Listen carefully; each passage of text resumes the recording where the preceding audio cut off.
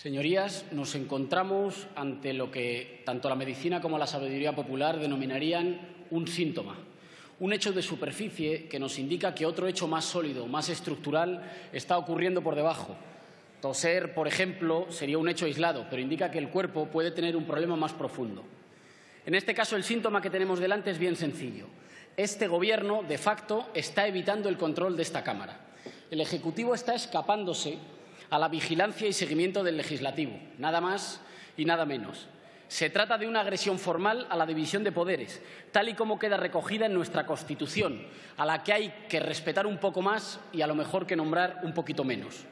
Un principio básico que trata de evitar una ley muy general de la política, según la cual toda fuerza, en ausencia de límites, tiende a expandirse y finalmente corromperse, porque un poder sin control fácilmente se deslizaría hacia posiciones contrarias a la búsqueda del interés general y a prácticas que amenazarían el pluralismo, como están sospechando ahora ya en nuestro país organizaciones de la sociedad civil y medios de comunicación que estos días, señor ministro de Interior, denuncian que el Gobierno pudiera estar usando las instituciones de todos para hostigar a la oposición. Un verdadero escándalo para el Estado de Derecho.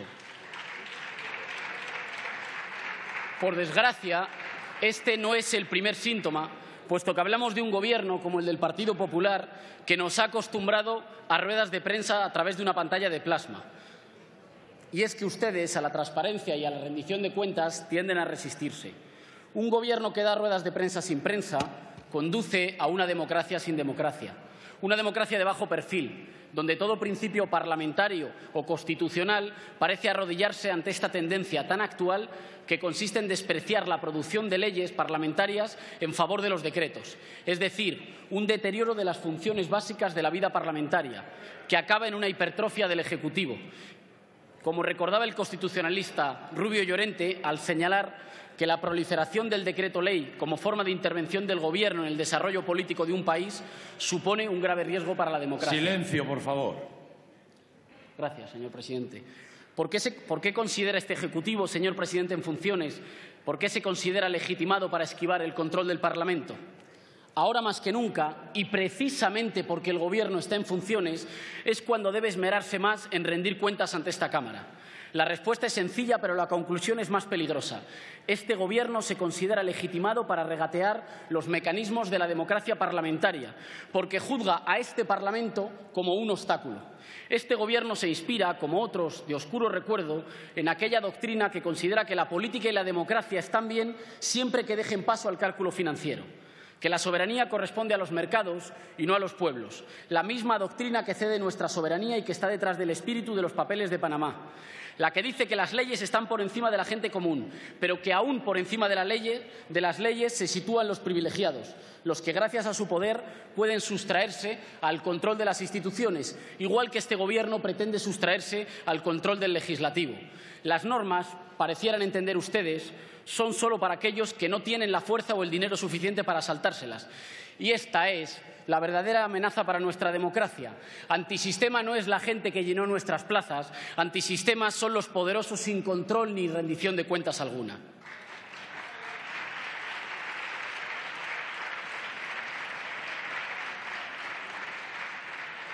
Acostumbrados a una mayoría absoluta que les ha permitido maltratar a muchas familias españolas, pero que ya no volverá, que no va a volver, ustedes desprecian la obligación de rendir cuentas y con ello deterioran la calidad democrática de nuestro país, pero también a nuestro país mismo.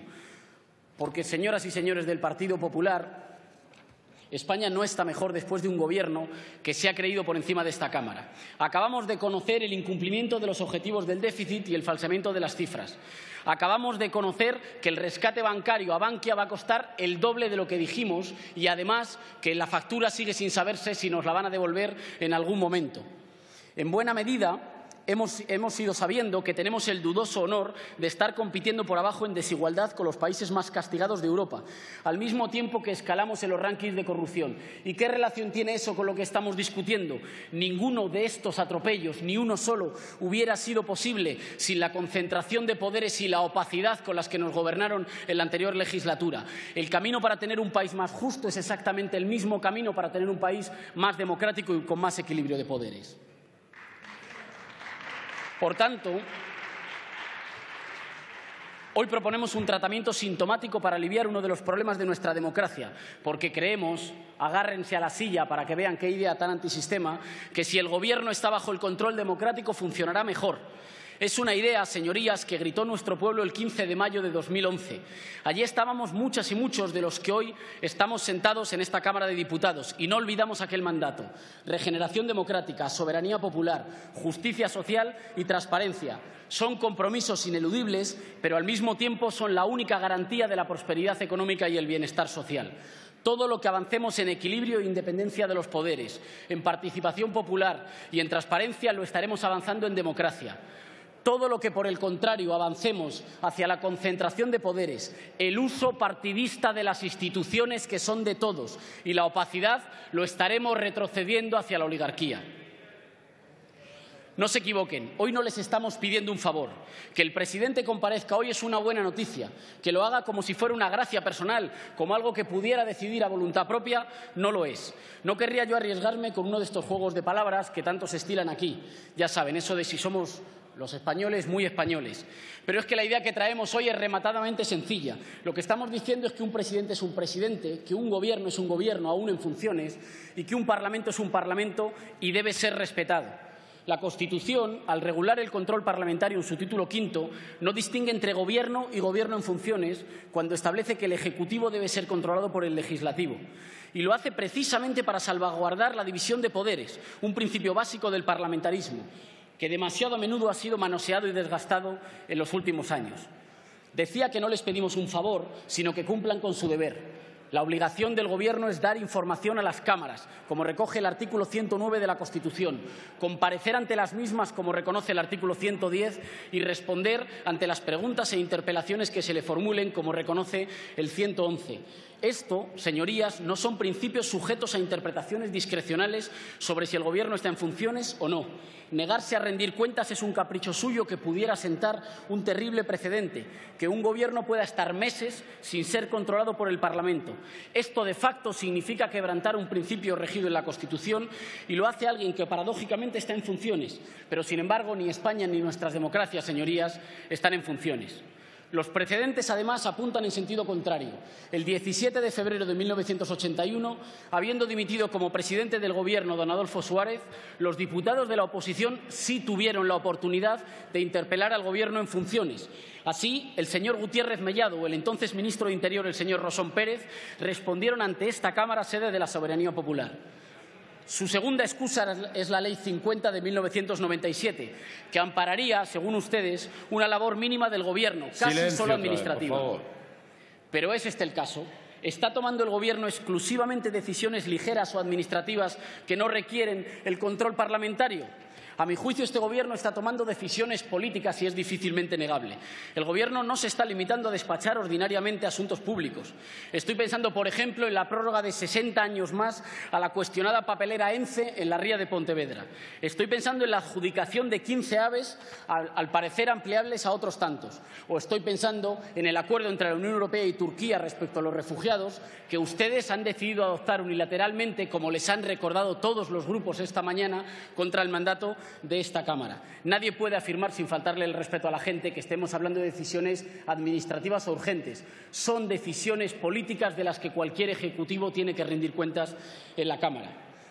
Alegar que el Gobierno está en funciones y que por eso no tiene la confianza de esta Cámara para evitar ser objeto de control es tanto como querer que sus actos queden en una especie de limbo político, exentos de control, lo que es contrario a la esencia del régimen parlamentario. Permítanme que insista.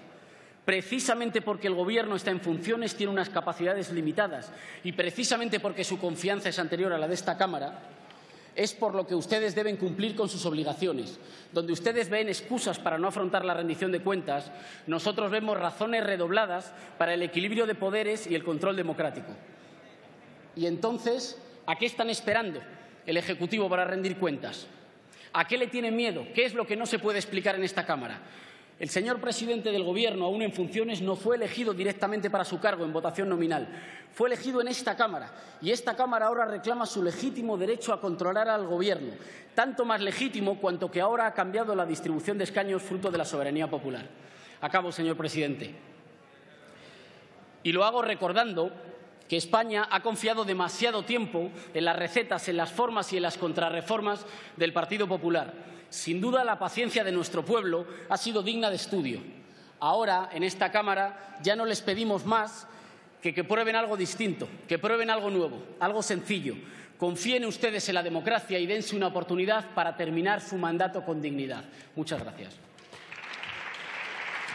Muchas gracias, señor Errejón. Sí, señor.